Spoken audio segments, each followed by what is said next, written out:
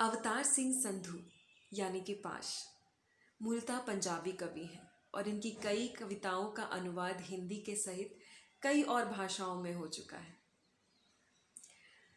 पाश एक क्रांतिकारी कवि हैं, पर इनकी कुछ प्रेम कविताएं प्रेम के साथ साथ भावुकता और समय के सवालों से टकराती हैं। इनकी कविताएं प्रेम को और क्रांति को दोनों को एक नया आयाम देती हैं।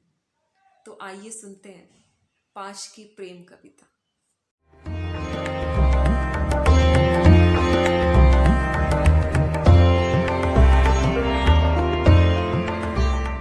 तुम्हारे बगैर मैं बहुत खचाखच रहता हूँ। यह दुनिया सारी धक्कम पेल सहित बेघर पाश की दहलीजें लांघ कर आती जाती है। तुम्हारे बगैर मैं पूरा का पूरा तूफान होता हूँ, ज्वारभाटा होता हूँ, भूकंप होता हूँ। तुम्हारे बगैर मुझे रोज़ मिलने आते हैं आइंस्टाइन और लेनिन। मेरे साथ बहुत बातें करते हैं जिनमें तुम्हारा बिल्कुल भी जिक्र नहीं होता। मसलन समय एक ऐसा परिंदा है जो गांव और तहसील के बीच उड़ता रहता है और कभी नहीं थकता।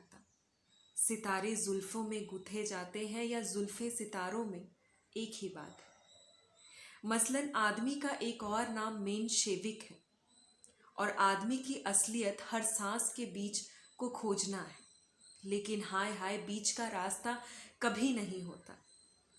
वैसे इन सारी बातों से तुम्हारा जिक्र गायब रहता है। तुम्हारे बगैर मेरे पर्स में हमेशा ही हिटलर का चित्र परेड करता है। उस चित्र की पृष्ठभूमि में अपने गांव के पूरे वीराने और बंजर की पटवार होती है, जिसमें मेरे द्वारा निक्की के ब्याह में गिरवी रखी जमीन के सिवा बची जमीन भी सिर्फ जर्मनों के लिए होती है।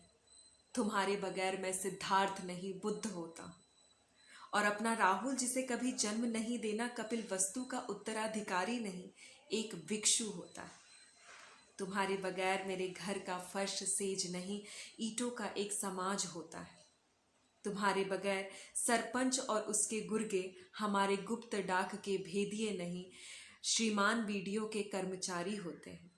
तुम्हारे बगैर अवतार सिंह संधू महज पाश और पाश के सिवाय कुछ नहीं होता।